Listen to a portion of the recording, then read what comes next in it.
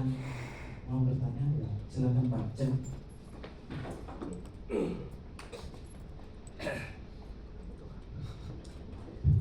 Baik, terima kasih Wiranto atas waktunya.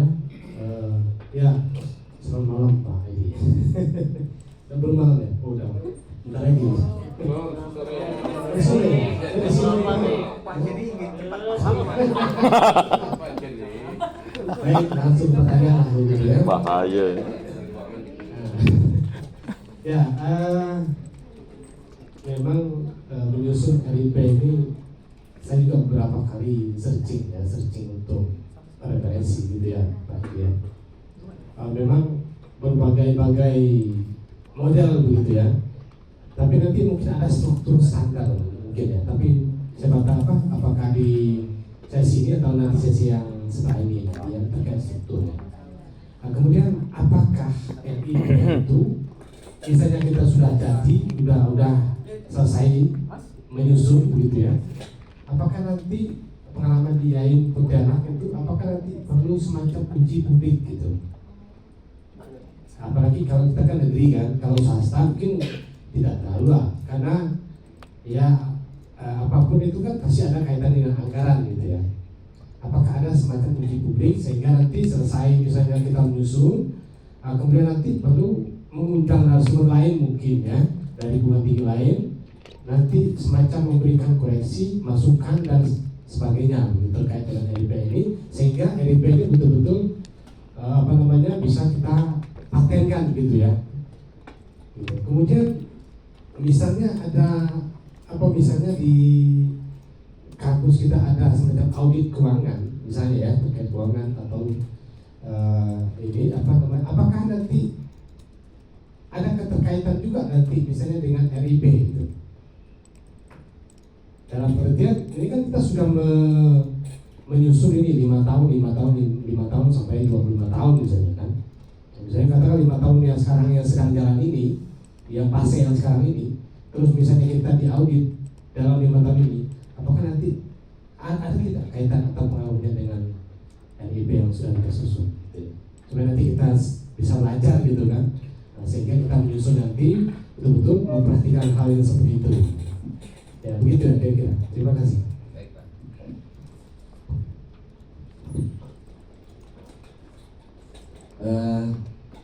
Yang pertama izin Pak. Uji publik. Ya. Kalau pengalaman kami Pak, kemarin ketika kita menyusunnya itu memang juga seperti ini Pak. Yang ada kegiatan ya di hotel begini. Cuman kami juga selain mengundang narasumber, kami undang juga stakeholder supaya bisa memberikan masukan. Ya, stakeholder kita undang. Saat khusus ngomong tentang draft sudah jadi gitu ya, draft sudah jadi, kita adakan FGD semacam itu. Kemudian stakeholder kita undang untuk memberikan masukan. Termasuk di dalamnya ketika kita menyusun visi misi kan juga begitu Pak. Ada stakeholder yang kita undang supaya ada masukan. Masih sudah kita juga libatkan stakeholder, terutama yang memberikan pimpinan Ormawa lah ya. Kita undang satu dua. Itu penting Pak, karena kalau uji publiknya sih sebenarnya bukan uji publik sih Pak, lebih pada FGD penyempurnaannya saja. Sebelum kita SK-kan itu kita adakan begini ya, kalau nggak ada anggarannya kan kita bisa di kampus juga nggak ada masalah. Kita adakan FGD di kampus gitu kan, itu tidak harus di hotel kan. Kalau kita semua kegiatan di hotel juga ya, kita ini kan lembaga negara Pak, negara dengan anggaran seperti kain pendek gitu ya. Kain pendek itu kan untuk kepala, kaki lepas, untuk kaki, kepala lepas kan gitu ya. Kalau kita tinggal di kampung kan begitu. Jadi susah juga kalau semua kegiatan kita arahkan ke hotel kan juga susah. Ya, kami juga di itu juga begitu. Ada kalanya kita yang di hotel gitu ya. Tapi ada kalanya kami adakan di kampus saja gitu. Karena terkait dengan anggaran tadi itu. Jadi judulnya mungkin tidak harus uji publik Pak Sen. Tapi judulnya adalah kita adakan FGD bahasan tentang RIP akan. Itu aja saya kira Pak Sen kalau terkait dengan uji publik. Jadi tidak harus uji publik semacam dokumen undang-undang misalnya gitu ya. Tidak harus seperti itu. Tapi cukup kita melibatkan ya misalnya kalau setakan boleh buka misalnya undang dari gereja misalnya kan ya. Kemudian kita undang juga di Kemenak itu yang bagian apa istilahnya itu bimas ya. Nah, ya itu saya kita undang misalnya. Kemudian dari atau sekolah-sekolah yang Katolik itu kita bisa undang misalnya para sekolahnya gitu. Kita libatkan mana yang kira-kira terkait langsung dengan lembaga kita itu bisa kita undang. Ya, kami sering juga Pak misalnya kalau ada kegiatan itu kami undang dari IKIP misalnya, padahal juga gitu dari Muhammadiyah, dari UTAN gitu, dari Kanwil Pendidikan, dari Kanwil Agama gitu, juga dari mana-mana gitu kami libatkan.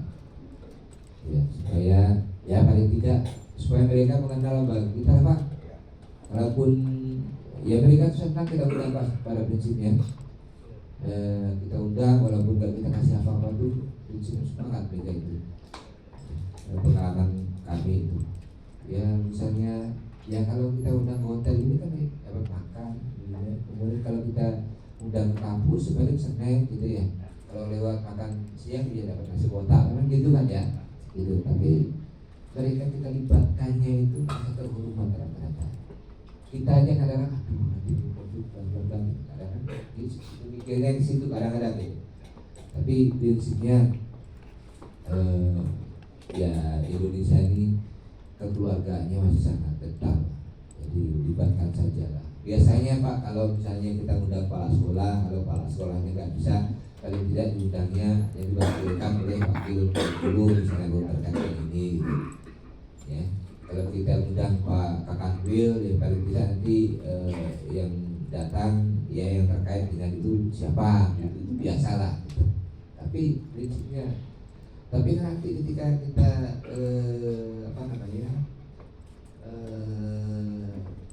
kalau akreditasi misalnya kan visi-misi kemudian siapa aja kita punya sederet orang yang pernah kita libatkan gitu Pak. Walaupun yang kadang-kadang ada juga orang yang kita undang datang di balik ada juga yang begitu kan. Tapi secara ya formal itu bisa menjadi eviden dalam berbagai hal dalam pengelolaan program begitu. Ya, prinsipnya gitu Pak. Ya, kalau saya misalnya libatkan yang membuat saja lalu undang ngomong apa di stakan sana, pas ada penyusunan apa, saja Pak saya ada. Pas saya dari kampus di Pontianak ya saya akan datang, insyaallah. Kalau tidak saya punya sekali, saya punya kampus. Kita kalau saya prinsipnya begini Pak. Kita maju bersama, saling belajar. Gak bisa Pak kalau kita sendiri itu gak bisa. Ya. Jadi ya walaupun kata-kata begini ya, kalau secara ini kadang-kadang kita ini kan saingan ya, kan saingan. Tapi kalau kita anggap saingan, nggak maju kita. Jadi kita itu adalah kawan, mitra. Soal siapa akan kuliah di mana itu kan pilihan hati masing-masing kan Pak.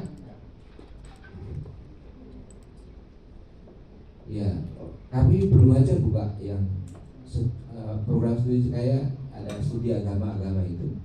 Di tempat lain itu sudah menerima mahasiswa non-Islam yang studi agama-agama itu, karena itu kan mempelajari semua agama. Gitu. Kalau di Jogja itu sudah lintas agama. Pak Rektor, boleh kalau berani. Ya kami belum siap aja. Kadang-kadang itu menguntungkan juga, tapi sisi lain kadang-kadang juga menjadi pembicaraan masyarakat itu yang masyarakat kita belum siap ya. Jadi itu juga kadang. Tapi sebenarnya bagus itu sebenarnya untuk menjalin silaturahmi antara agama. Gitu. Karena teman-teman kami di SA itu Pak, kalau kuliah itu pergi ke gereja, pergi ke kuil, pergi ke mana itu, pergi ke ya yang ke Konghucu, mesti di agama-agama itu, jadi lebih fleksibel mereka itu. Prinsipnya seperti itu. Bahkan di mana itu ada teman saya bilang PAI, Pendidikan Agama Islam, ada yang terima non-Islam karena ada sekolah tertentu yang apa namanya itu, guru agamanya itu boleh lintas agama, ada yang begitu. Saya kira kita sudah waktunya begitu. Harus semua perguruan tinggi dan kita sebagai mitra. Itu yang pertama Pak Cek. Itu apa? Saya itu berupa Pak. Ya, anggaran mungkin apakah misalnya ada, kalau misalnya ada audit segala macam. Audit, oh ya terkaitnya audit tadi, oke. Begini Pak Cek. Saya nggak tahu di Stakan apakah AMI sudah jalan atau belum. Audit mutu terkait. Kalau kami sudah siklus ke 5 atau berapa ya. Jadi kalau keuangan itu kan wilayahnya SPI. Kalau di kami itu keuangan wilayah SPI. Satuan pengawas internal. Ada juga di Stakan Pak ya. Dan itu Pak Rektor sangat terbantu dengan mengaktifkan SPI itu. Kalau dulu temuannya banyak setiap tahun itu ada SPI Pak, ya temuannya ringan-ringan lah, karena sebelum masuk ke Irjen itu sudah masuk ke SPI dulu. Dan SPI kami orangnya detail, teliti Pak, detail, teliti, kata orang Pontianak sehe. Ya, bayangin aja Pak, kita di Pontianak itu berapa unit, fakultas dengan pasca 5, lembaga 2, belum lagi unit-unit pelaksana perpustakaan, pengembangan bahasa, PTID, banyak unit yang lain, semuanya punya kegiatan, dan kegiatan itu laporannya periksa satu-satu. Saya sendiri kalau suruh jadi ketua SPI ibu itu mungkin bahwa ada yang kenal, Bu Fauzia. Kalau ingin belajar tentang SPI di Stakan, itu dengan SPI kan Bu Fauzia. Beliau awalnya dulu guru SD, kemudian tahun berapa itu pindah ke dulu apalah kita ini banyak orang yang zamannya Prof Hamka, Pak Hamka itu beliau masuk itu, tapi kami sangat terbantu dengan beliau itu. Ya, jadi gitu. Jadi terkait dengan audit Pak Jen, ya sebagai masukan saja sebenarnya ketercapaian RIP kita itu. Yang diauditnya sebenarnya bukan RIP kita, yang diaudit itu, yang dievaluasi itu adalah Renov, turunan dari Rentra. Renov tahun itu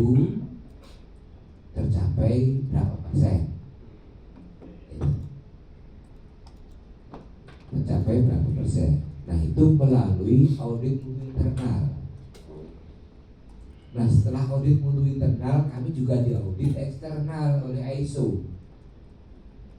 Setiap tahun kami diaudit Pak oleh ISO. Jadi ISO datang ke sini dan acak. Tidak semua unit, tapi dia acak.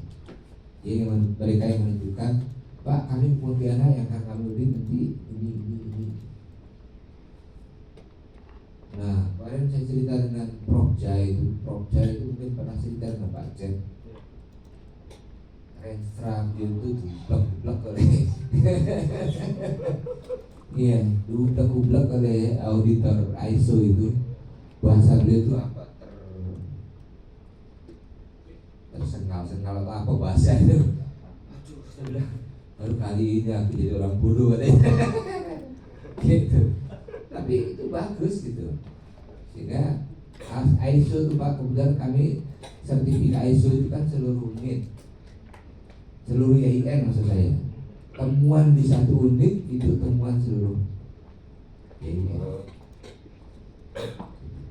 Kalau ada temuan mayor sudah tidak lanjuti. Tahun ini kami resertifikasi di November nanti. Sudah 3 tahun itu resertifikasi. Ya ada duitnya sih Pak. Tapi pengalaman kami dengan ISO ini juga membuat kita jadi lebih hati-hati, lebih beneran, lebih serius lah kita dalam lembaga itu. Ya. Walaupun semuanya ya duit.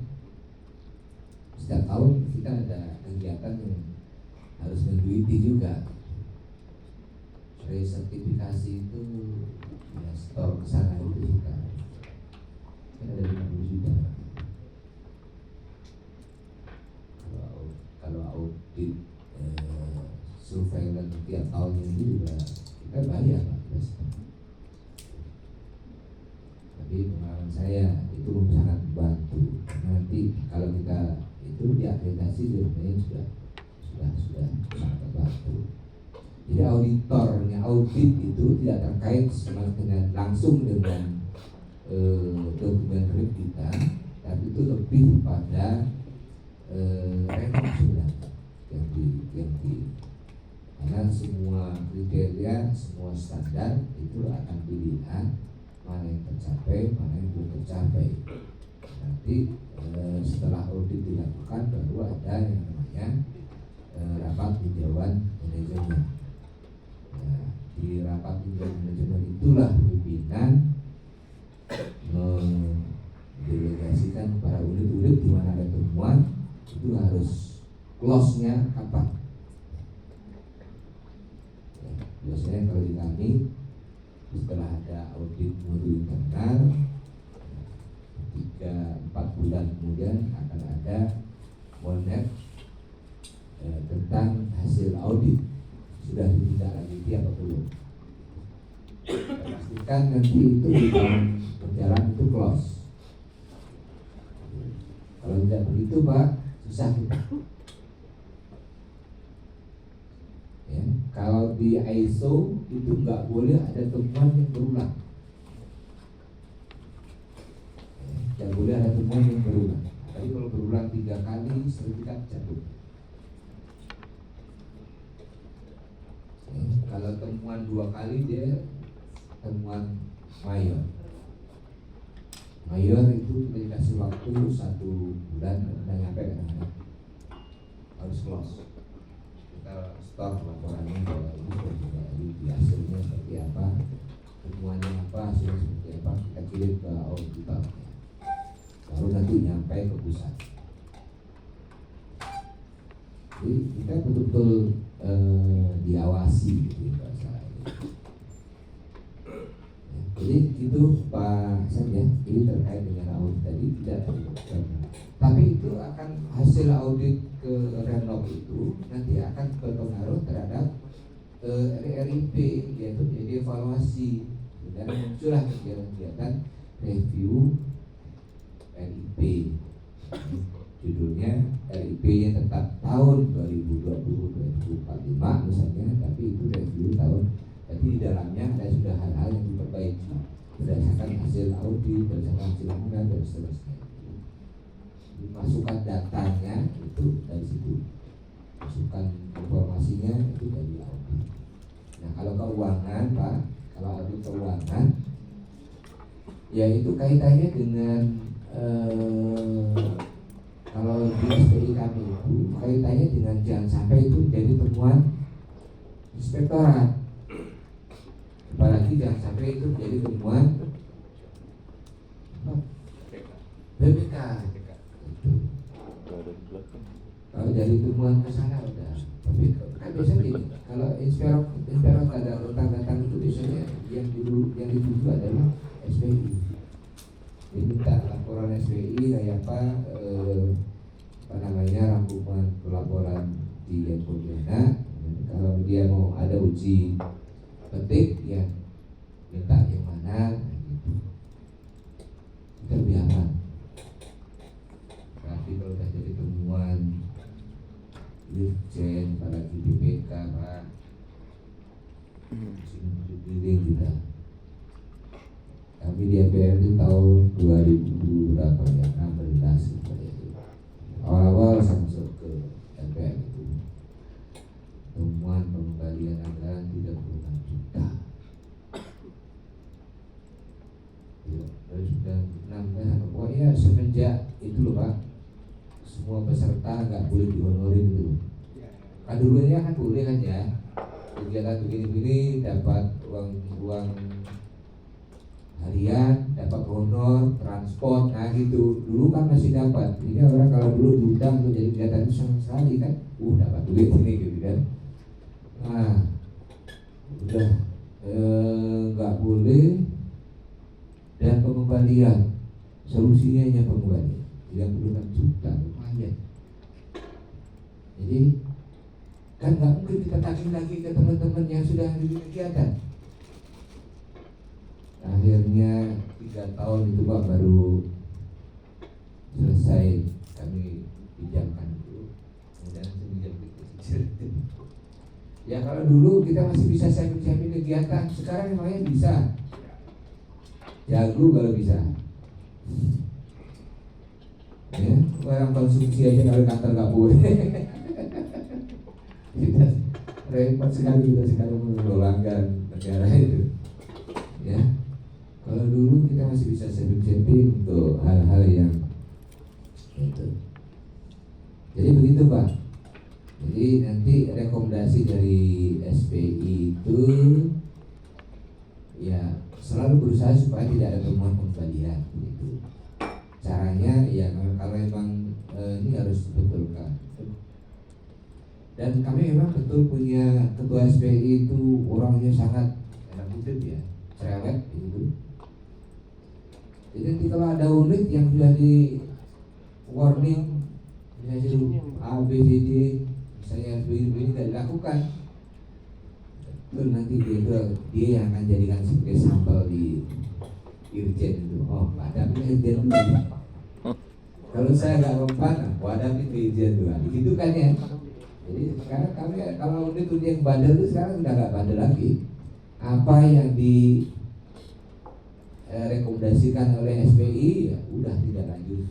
Laporannya bukan ya bongkar, dan jilid kadang-kadang harus dibongkar lagi karena ganti ini ya bongkar. Ya daripada temuan Dirjen, daripada temuan BPK.